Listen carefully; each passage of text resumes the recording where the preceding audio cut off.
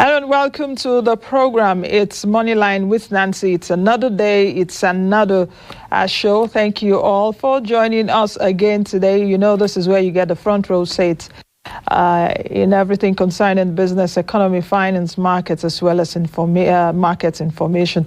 This is where we drill it down in an explainable manner.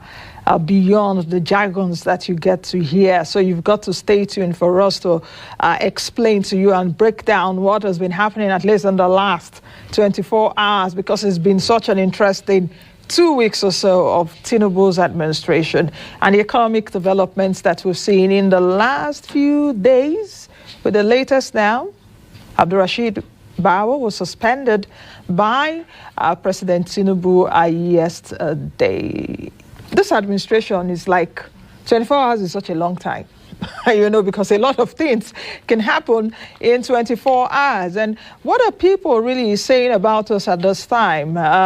Is Nigeria now ready to do business with petrol subsidy gone, with FX subsidy, so to speak, gone? And what's next?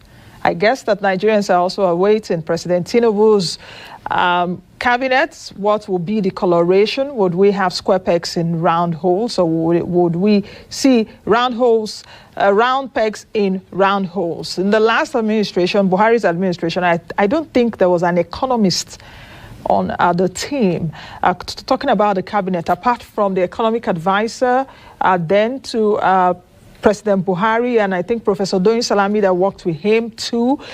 What will be the coloration? So there's still a lot of expectations, but we'll be breaking down the economic developments that we've seen in the last few hours and what that means for you. My guest will be joining me after the show, but let's quickly take the business news.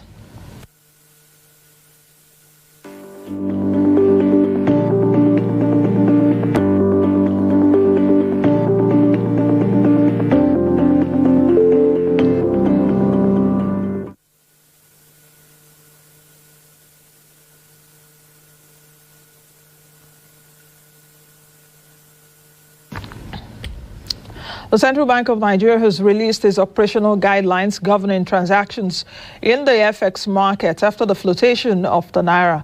The guidelines addressed to authorized dealers and the general public confirmed that the controversial multiple exchange rate windows have been abolished. These changes in the operations in the FX market are as follows: abolishment of segmentation. The operational rate for all government-related transactions shall be the weighted average rate of the preceding day's executed transactions at the I&E window, calculated to 2 decimal places. The cessation of the RT 200 rebate scheme and the Naira for dollar remittance scheme with effect from June 30, 2023. The operational hours of trade shall be from 9 a.m. to 4 p.m. Nigerian time. Reintroduction of order book to ensure transparency of orders and seamless execution of trades, among others. Still with the Central Bank of Nigeria, it has announced the cessation of the RT 200 rebates, RT $200 billion rebate scheme and the Naira for dollar remittance scheme with effect from June 30. The Apex Bank announced the development in the circular issued on Wednesday and signed by Angela Sere Jembi, Director of Financial Markets Department. The raise to $200 billion in FX repatriation initiative was established to stimulate non-oil exports with $200 billion FX income target in the next 3 to 5 years. Under the scheme, a rebate of 65 Naira for every $1 of repatriated non-oil export proceeds is paid to exporters of semi-finished and finished goods, while exporters of unprocessed items enjoy a rebate of 25 Naira to $1. Over to the NBS. According to the just released NBS VAT Q1, that's first quarter 2023 report, it stated that the aggregate value added tax, that's VAT, stood at 709.59 billion Naira. The report shows a growth rate of 1.75% on a quarter-on-quarter basis from 697.38 billion Naira in the Q4 of 2022, stating that local payments recorded were 436.10 billion naira, while foreign VAT payments contributed 151.13 billion naira, and import VAT contributed about 122.37 billion naira in Q1 of 2023. On a quarter-on-quarter basis, the activities of households as employers, undifferentiated goods and services producing activities of households for own use recorded the highest growth rate of 349.86%. Nigeria's total public debt rose by fiat, of course, to 82 trillion naira following the unification of the Naira. The Central Bank of Nigeria issued a press release titled Operational Changes to the Foreign Exchange Market, signaling a unification of the multiple exchange rates. This is in line with the instruction of the President, Bola Ahmed Tinubu, during the inauguration. However, the implementation of the scheme attracts several consequences for the economy, one of which includes the automatic increase of public debt in Naira. The Nigeria Data Protection Bureau has disclosed that President Bola Tinubu signed the Data Protection Bill into law on Monday, June 12, 2023. According to the Bureau, about 500,000 jobs are expected to be created through the training of data protection officers and licensing of data protection compliance organizations to offer services to data controllers and processors. It noted that the new act is one of the strategic ways of meeting the campaign promises of President Tinubu to create 1 million jobs in the digital economy sector. In a bid to entrench criminal justice reforms to empower persons in correctional centers for socio-economic advancement, Hope Behind Bars Africa has made a move to empower prisoners to foster growth and productivity of these individuals in the country behind our bars. Our correspondent tells us more. Behind Bars Africa, an organization that focuses on the intersection of human rights, criminal justice reforms, engaging in welfare, empowerment and reintegration interventions to indigent persons going through the criminal justice system in Nigeria, has stressed the need for empowerment of these detainees in order to avert consequences on the economic growth of the country. As we continued representing indigent pretrial detainees, we were faced with the hard truth that many of them were not only socioeconomically handicapped, but would be of no use to themselves and society if released from prisons unempowered. We particularly found that incarcerated women continue to care for their children and families in spite of being imprisoned. A participant noted that the high number of persons in prison reduced the workforce in Nigeria, thereby affecting the productivity rate in the country. Once you're working somewhere and you're taken to prison, you lose that job, right? And with that, you also lose earnings. I think we also forget when you say 70,000 people are in prison. But in our context, 70,000 could be times 4. Because if you have a male house in prison and the entire family is dependent on him, effectively, the entire family is impacted. One of the speakers at the event, speaking on the process of integrating prisoners into the society, stated the need for empowerment for these prisoners in order to increase their capacity for self-reliance. We feel that if we are able to empower people after their stay behind bars, it's going to reduce the causes of recidivism. It's going to give them the capacity to provide for themselves. When you are behind bars for years, the world has moved on, and then you come out, you don't have the skills.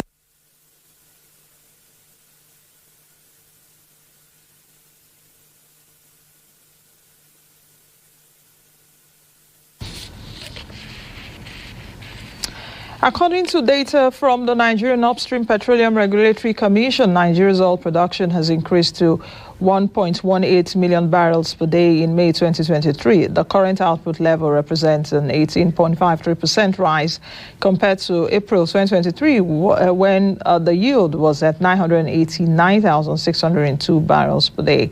It also marked a 15.5% growth as against the year 2022, when Nigeria recorded 1.02 million barrels per day. The United Nations World Food Programme has launched a $2.5 billion country strategic plan to combat rising hunger and malnutrition in Nigeria. The plan, unveiled by WFP Country Director David Stevenson, targets regions in the Northeast, Northwest, and other selected states.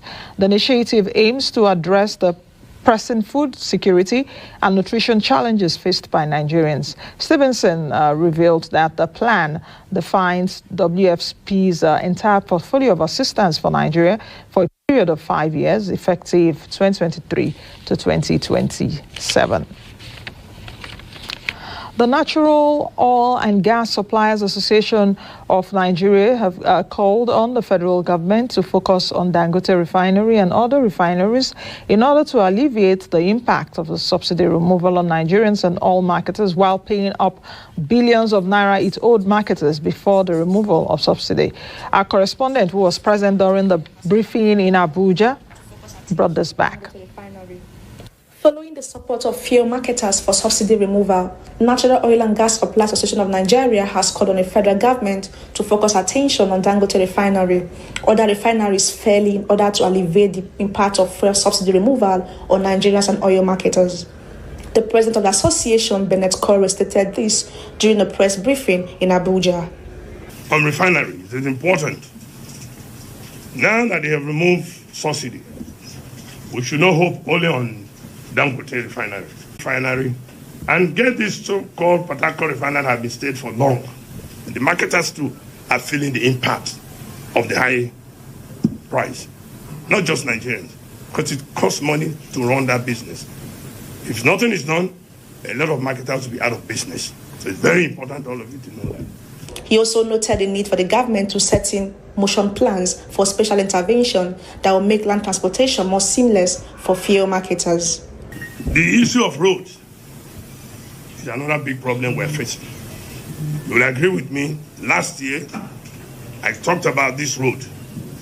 Today, go there. I didn't say they are not trying. Government is trying. There's no problem about that. But today, some of these roads are bad. So bad that our trucks were losing product. So if you remove subsidy, use that money to fix the road. It's important. Not just remove subsidy. Make it easy for us again to do this business. Pay the PEF, fix the road. He emphasized the need for reduction of interest rates paid to banks as marketers continue to suffer in an effort to meet desired targets. This is an appeal to the federal government to pay up marketers' PEF claims in order to enable a seamless sale of fuel by oil marketers.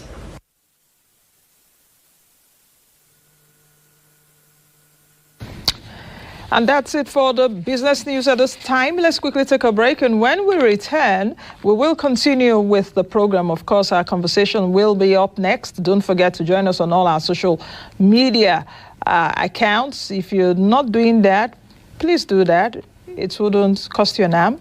Okay, it might cost you an arm. I'm the money woman.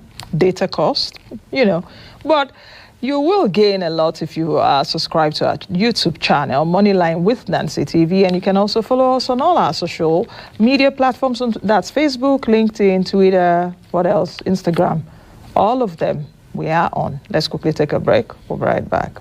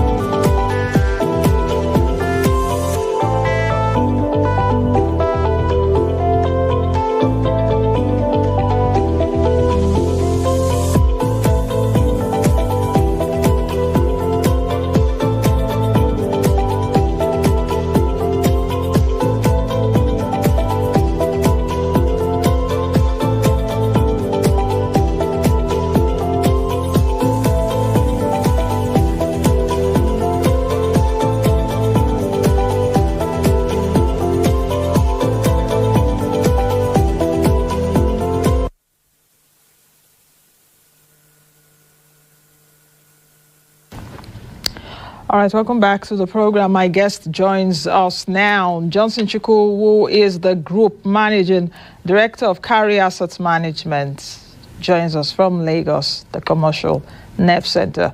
Good morning, Mr. Chukwu, and welcome to the program.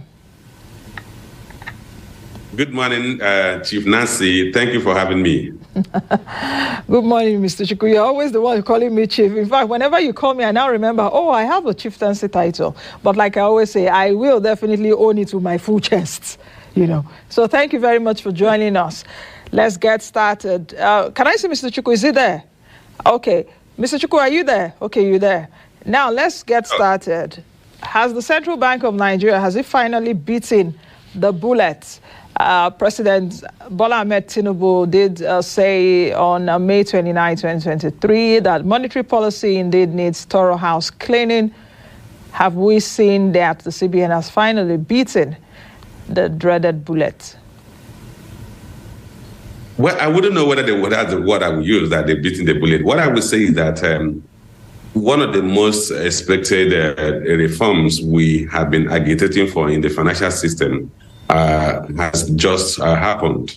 Many of us had actually advocated that we need to harmonize the exchange rate. We need to eliminate the multiple exchange rates, because it's certainly the lower rates are basically avenues for economic growth and does not in any way support the economic growth of the country. So that's the way I would look at it. That one of those things we've been asking for has not been done. How it was done is another issue we have to discuss. But clearly, we all agree there's virtual uniformity of opinion on the need to eliminate the multiple exchange rates. Now, what does this mean to an average Nigerian? Because when that news broke yesterday, a few people were also asking me questions. I was saddled with explaining. For some people, they don't even understand what it means that the Naira is being floated. Can you explain that in primary terms? How do you explain it to a senior secondary school student, SSS1 student that has just started economics? How do you explain that a Naira is being floated? Okay, let me try to do that level of explanation. Well, if you say Naira, to say the Naira is now being floated, it simply means that. So you can't say that Naira exchange rate is 463 Naira, 461 Naira.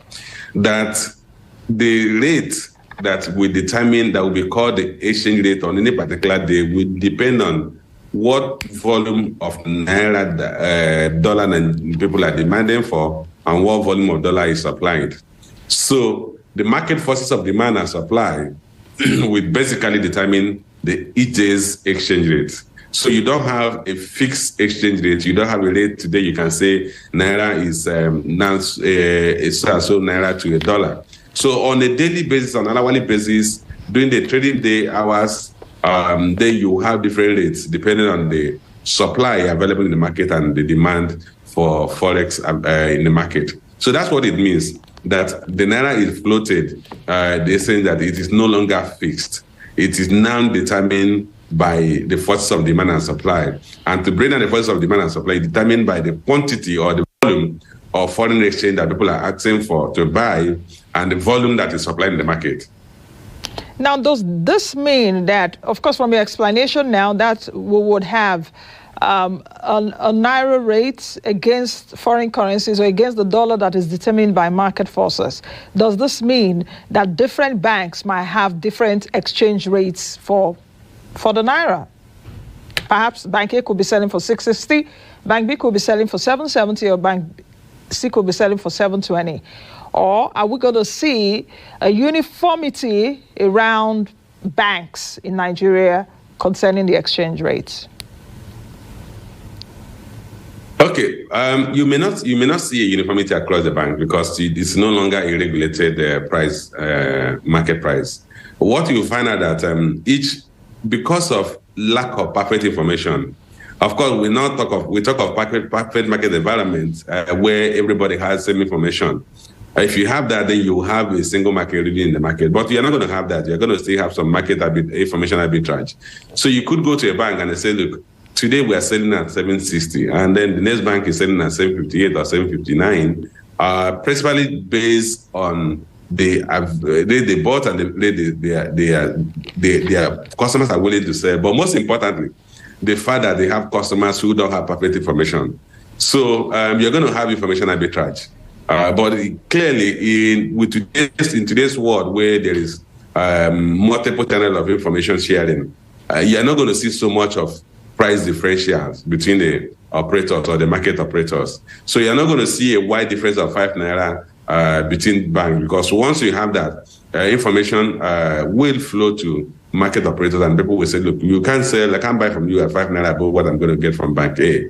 So, but you will certainly see some level of differences in rate among the banks, depending on the availability of information to the general public. So that's what will happen. If I got you right, you mentioned earlier that there will be an information arbitrage. I'm trying to understand that. What would the information arbitrage cost? I was thinking that perhaps we might see a bit of rates or price arbitrage now within the market forces, because the market forces are now the banks, as it were, that would operate. It's a deregulated market now. Do you foresee a form of arbitrage in that process too? Because that was also why the Central Bank of Nigeria in the past few years have been, undertaking what it called a managed float exchange rate system. Okay, let me explain the two concepts. Information arbitrage obtains where you have many market operators, many suppliers, and many buyers. So in that case, you're talking about a commodity, and the dollar has no color in the sense of it, in the sense that the dollar in Bank A is not different from dollar in Bank B. So it's all about what do I have information on what every bank is selling? Am I in a position to go and negotiate and say to Bank B that, look, do you know Bank A is selling at 1 Naira below your rate? I won't buy from you. I'll go to Bank A and buy because they're selling at 1 Naira. And then Bank B will adjust their price because they can't sell. But that only applies where you have a near market, perfect market environment where there are multiple suppliers and multiple buyers. The situation we may find ourselves at the onset may not be a perfect market environment. So in that case, you're going to have possibly a price arbitrage. A price arbitrage will arise if you do not have who has supply of $5 million and Bank B has supply of only $200,000. So certainly Bank A is in a market-making position. Sellers of buying will go to Bank A, who has a larger supply. So in that instance, you're going to have a price arbitrage. So a price arbitrage obtains where you do not have sufficient supply to meet the market demand. So like I said, we may witness that at the onset because we are likely not going to have sufficient supply in the market. So those who are providing, who have capacity to attract capital inflow into the country may have advantageous position to mark up their prices because they have market power on their side. And at the onset, of course, Central Bank will have that market power because Central Bank receives about 90% of Nigeria foreign exchange earnings. Central Bank will remain a market maker for quite some time until the economy becomes more diversified and we have multiple sources of foreign exchange earnings. Now, let me ask you this question before I go to another question which I want to ask.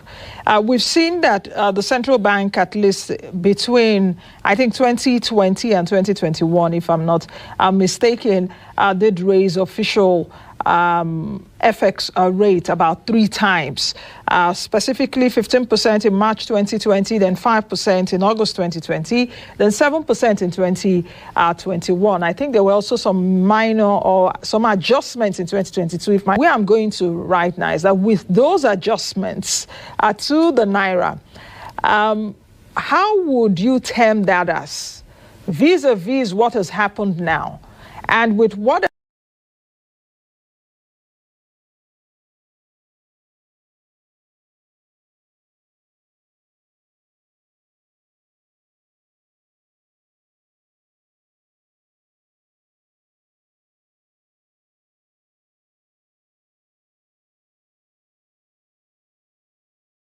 have happened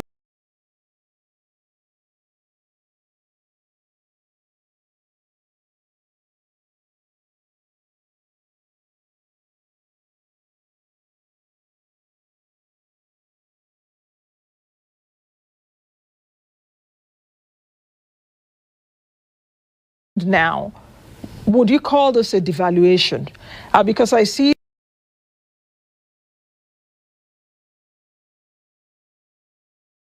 that some people are saying, oh, the central bank has devalued the Naira. There's been so many words thrown out there: devaluation, liberalization, adjustment. What else again? Flotation. What else again? Flexibility. You know, so I can go on and on. So which one of those did the central bank do with its circular to the banks and the stakeholders in the FX market? And perhaps you can explain what each of what I've just asked means, if there's any difference. Okay, let's start from what the central bank was doing before. You could actually call that staggered devaluation of the currency. Staggered devaluation. That's a different one I'm hearing now. Yeah. Mr. Chukwu, don't mind me, because the central bank, it seems that this show is becoming an economics class. I don't know for me or for you or for both of us, but just staggered devaluation, it's another one I've heard this morning. So go ahead, please.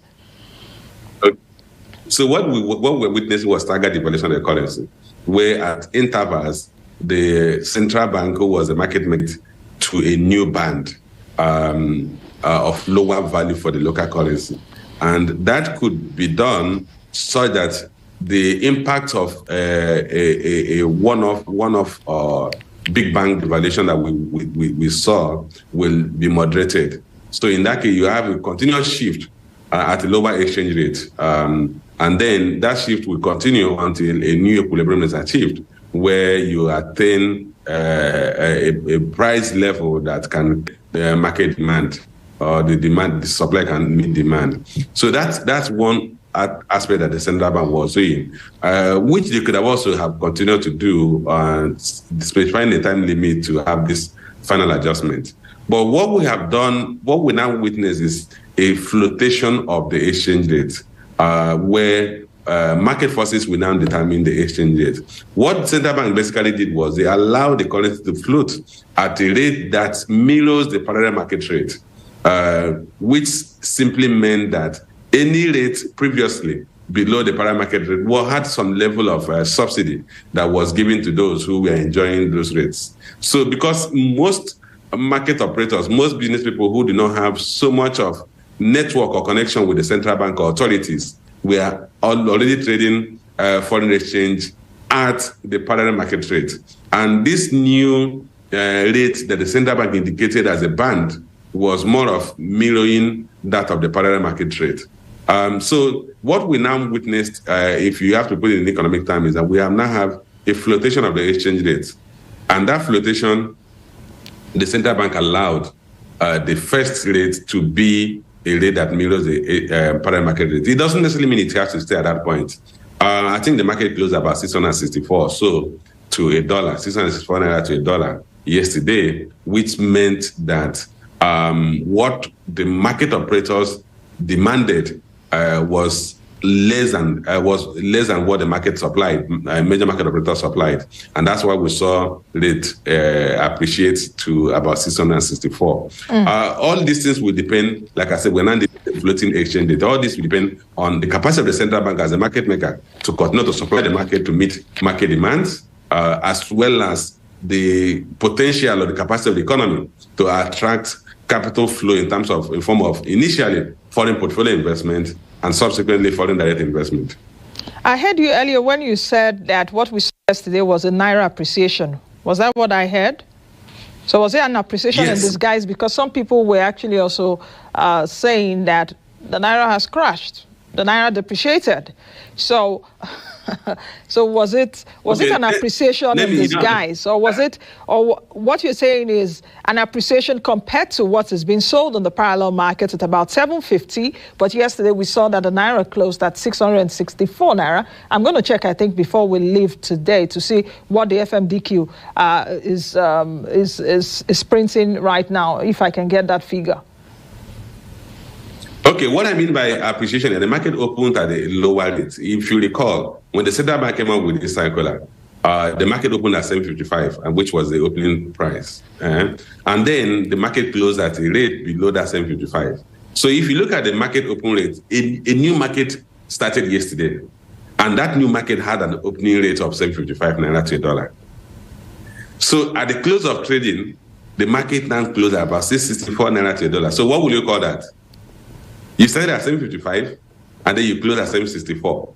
So you clearly talk about appreciation, because you are no longer going to dimension this or benchmark this against the parallel, the investor and exporters window rate of 461, because that market was shut down at the beginning of yesterday. In the sense that, look, that rate was no longer a market rate.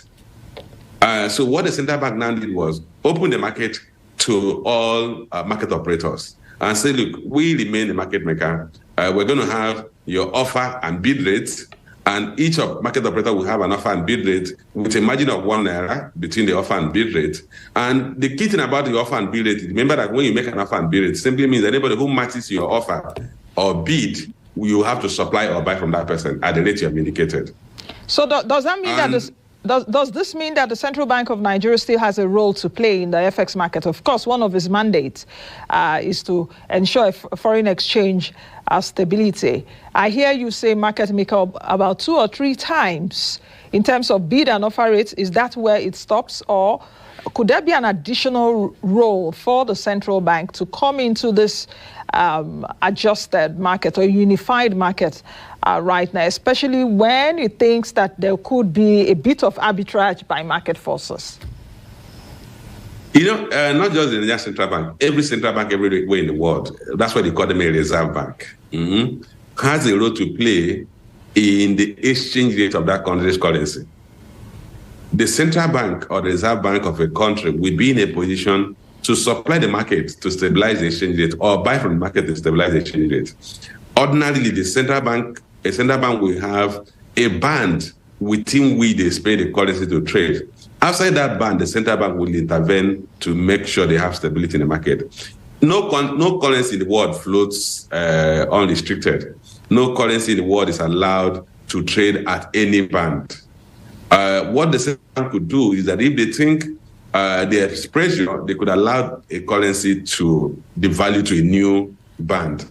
But ideally, every central bank has a market maker role to play in managing the exchange rate of that country. So the Nigerian central bank continue to play the market maker role, which simply means that if there is market gyration, if market demand is outstripping supply to a certain extent, you're going to see a devaluation that's outside the band of the currency trade. The central bank will come in and supply the market to stabilize it. And if someone supply that the currency will strengthen beyond the band that the central bank expected to trade, the central bank will come to that market and buy up that supply to ensure that we have some stability. Every currency must have some stability. If you have your currency move in a yo-yo manner, what that means is that without any restriction on band, you are going to create economic instability in your country. People will not have confidence in that economy if today the currency is trading at 300 Naira and the next day is trading at 500 Naira. No economy operates in that way. So the currency has to trade within the band, and the central bank, as a market maker, must play that role to make sure that the currency trades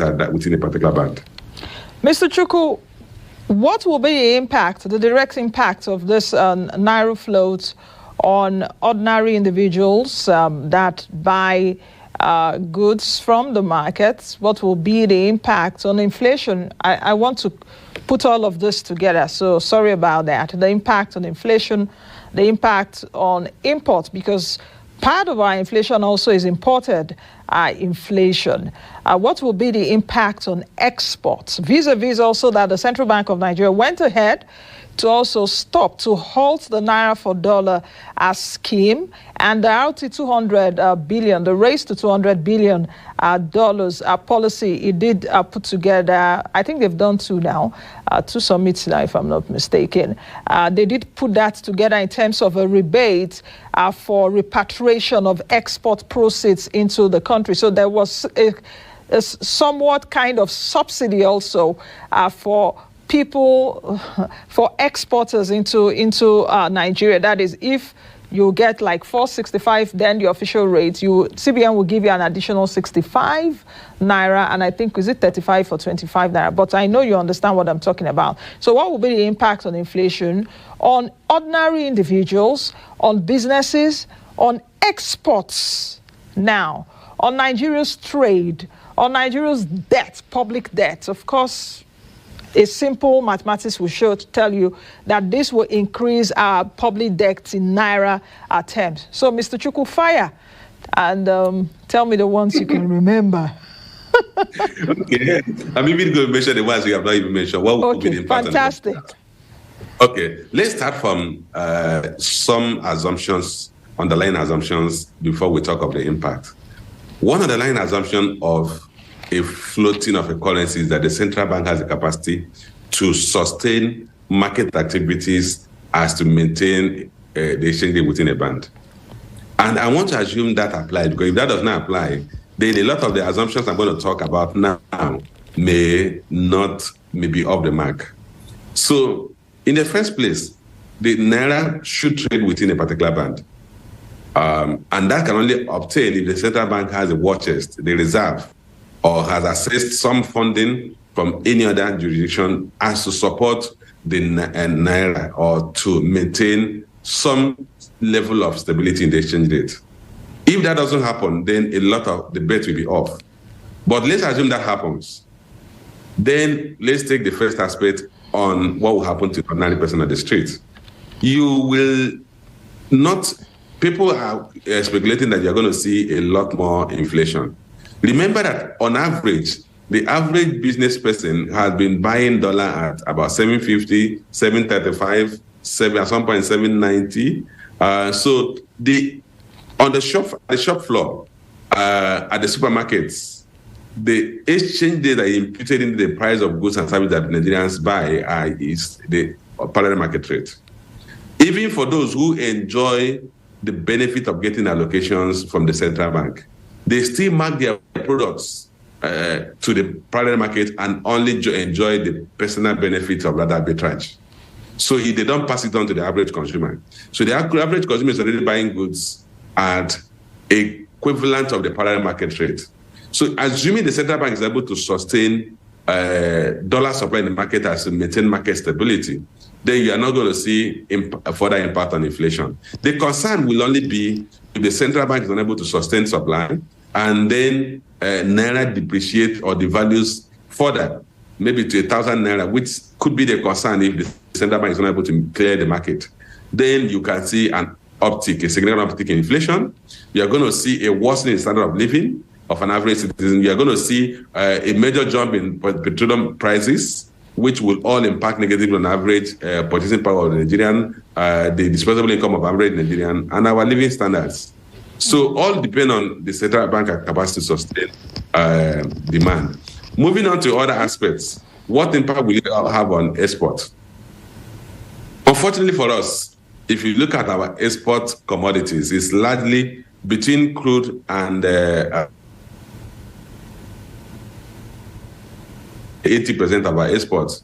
In fact, about 90% of our export is between crude about 77%, and I think if you add liquefied natural gas about 13% or so, you are going to have about 90% of our export coming from crude or gas.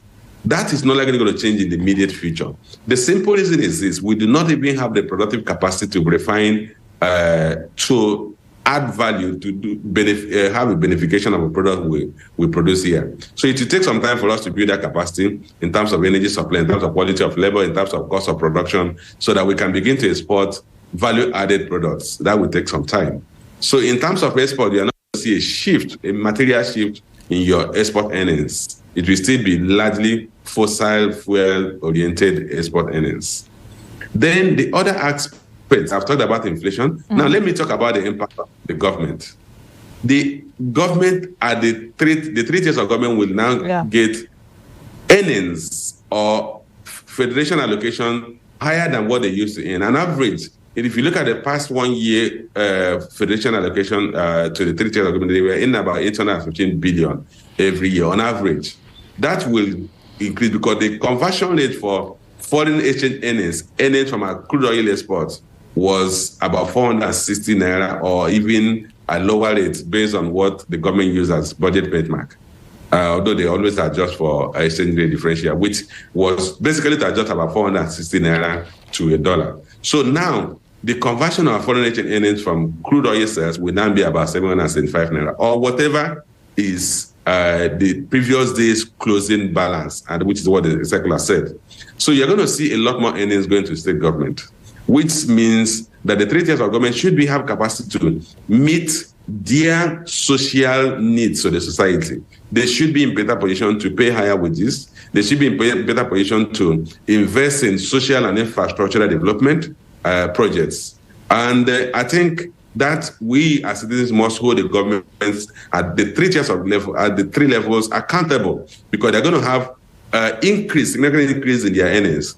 Apart from that, the savings from subsidy. Remember, I mentioned that earnings at distribution was about 815 billion. Federal government was spending, on average, about 6.5 trillion Naira as subsidy. That has to be plowed back.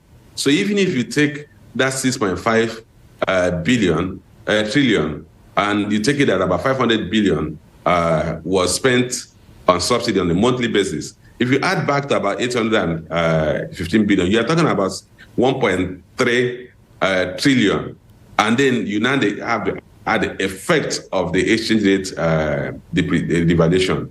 So at the 3 tiers of government, we should have more resources for government to build infrastructure, for government to pay for quality education, for quality healthcare, and what have you. So ordinarily, the government's impact of government should have a salutary effect on the welfare of the citizens if the governments are responsible. So should I take it in a way that perhaps citizens will begin to get the feeling of these policies perhaps in the medium to long term, not in the short term? That is one. Then the second question also is that some time ago, I think it was in May, that banks sent a note out to its customers that are seeking PTA, BTA from a request that anyone that wants dollars from that's from any of the banks would need to provide a tax clearance. I'm sure you would have known about that. What's the implication of this too? Because what the government is also trying to do, at least with my own knowledge now, is that everybody will go seeking for tax clearance. So you've got to pay your taxes before you get a tax clearance, Mr. Chukwu. Then number 3, what will be the impact on budget deficit? Okay, let's start from the first aspect of your question. I think every economic policy will always have a lag effect. The petroleum subsidy removal, the lag effect is still on. We've not even seen the full impact on the standard of living of citizens and ability of Nigerians to consume that product. Now, this adjustment of the exchange rate will take some time to manifest on on all aspects of economic life. So we will always have a lag effect. In terms of the benefit that we accrue to the 3 tiers of government, remember that allocation is always given 1 month in arrears. So the allocation that will come in the month of June will be based on crude sales in May. So the crude sales in June will now be the basis for allocation in July. So at the minimum, you are going to see 1 month lag on the impact on government revenue. So that's that. Then if we talk of the issue of tax, in other countries in America, they tell you that there are only 2 things that are certain: tax and debt. In the country, we just have a few of us. You and I are exceptions. So those who pay our taxes as accurately as our income. So a lot of people do not pay their taxes. And then the fact is that if you have to go to any government agency anywhere in the world, you must show that you are a citizen or you have a legal residential status. And if you do that, you must show evidence that you pay your taxes. In UK, for instance, even if you are doing a holiday job, like the allowances we pay youth corps, they still deduct tax from it. Whatever you get as income, you will pay tax on it, unless you're a senior citizen and you are exempted from taxes. But the reality is that asking people who are seeking for any form of interface with the bank to pay tax is an enormous way in the world. I don't think that should be a problem. Those who they were asking to go and bring their tax clearance before they get BT and PTA. One of the things we need to know is that now that the currency has been floated, are you still going to restrict people to a 1,000 Naira or 2,000 Naira personal travel allowance? I mean, $2,000 personal travel allowance. Or would you allow people to buy PT of up to $4,000 as we used to have? Okay. Because if you have that, your money, so why can't you buy PTA that you can pay for your hotel accommodation and pay for your feeding when you travel out of the country? Okay, Mr. Chukwu, we have 5 minutes, and let me roll all of this in because it seems I have a lot more to ask, but the time is just fast spent. Now, you talked about, okay, let me take it from the bottom. We're talking about the flotation of this market now. Where will the supply really come from? Will the banks have a supply of these dollars or FX to give to his customers? Then number two, the challenge around Emirates Airlines, I guess that's what it's called, in terms of its money is being stuck in Nigeria. It can't send dollars back to where it's from. How do you think that can be addressed, or does this now with time sufficiently solve that problem? Number three, the World Bank and the IMF, they have consistently for the past few years have been calling for an improved FX management policy and a transparent FX management policy. Do you think that where the IMF and the World Bank is right now, they will be smiling that Nigeria has finally done it, removed petrol subsidy and unification of the exchange rate? That is three. Then the fourth one is what you said at the beginning, which I think I would like you to explain further. I'm disagreeing with you on that a bit in terms of what you call staggered devaluation that we've seen from the central bank in the past few years. Why did you call it staggered devaluation? Because devaluation is a deliberate downward adjustment of a currency against another currency, which is now Naira against the dollar, perhaps to boost exports, to reduce budget deficit and what have you. So, and of course, that example can be seen from China of many years ago when I think he still does it. Anytime he wants to just devalue his currency to boost exports. So, Mr. Chukwu, fire. God help you. Where are the bullets? Where are the bullets? The bullets are my questions, so just fire. The first aspect of your question, where will the central bank, where will the bank get the supply from? You know, I had mentioned that the caveat I mentioned that caveat is that the central bank must have capacity to meet demand. And as it stands today, I also mentioned that the structure of Nigeria's export will not materially change in the next couple of years until we build the capacity to begin to produce goods and services. So what that means is that foreign exchange earnings will largely I understand. from... You are wasting my time. I'm not hearing. Foreign exchange earnings will largely still be up from the central bank, from export of crude oil and the export of gas. So in that case, that is actually the greatest concern about the policy that was announcement that was made yesterday.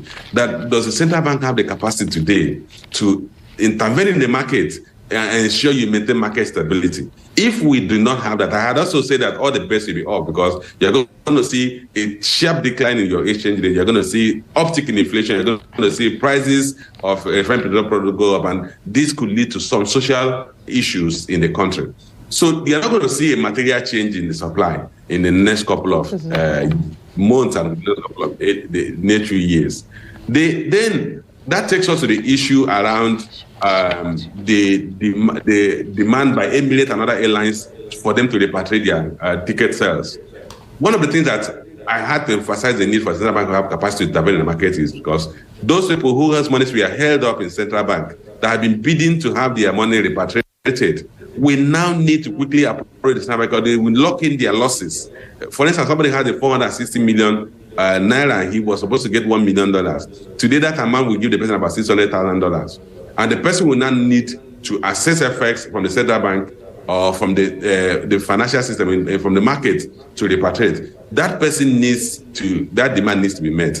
So all arrears of demand that have been seeking from the CBN window to meet their repatriation must be met. If we don't do that, it will create panic. that panic will spill over into the market in form of higher demand. And that higher demand will trip the exchange rate to a lower rate. So that has to be done, which is why it is critical that central bank has a muscle to meet the demand. Then on the issue of standard devaluation, when a central bank, when a currency is managed the way Nigerian currency was managed, and then you have a shift at regular intervals at a lower exchange rate, it then means it's a design, what we call staggered devaluation, because you are devaluing your currency at intervals. It's not like what we have now, where they said the market is going to be floating, and then market forces will determine. Okay, Mr. Chukwu, I think we'll leave it at that because time is fast spent. We'll continue this conversation on another day. Of course, let's see how the impact will be, but many thanks for joining me this morning. I hope today was not more of an economics class for you. I know you've been to Harvard, so this is just a small fry. So thank you. Thank you for joining me today.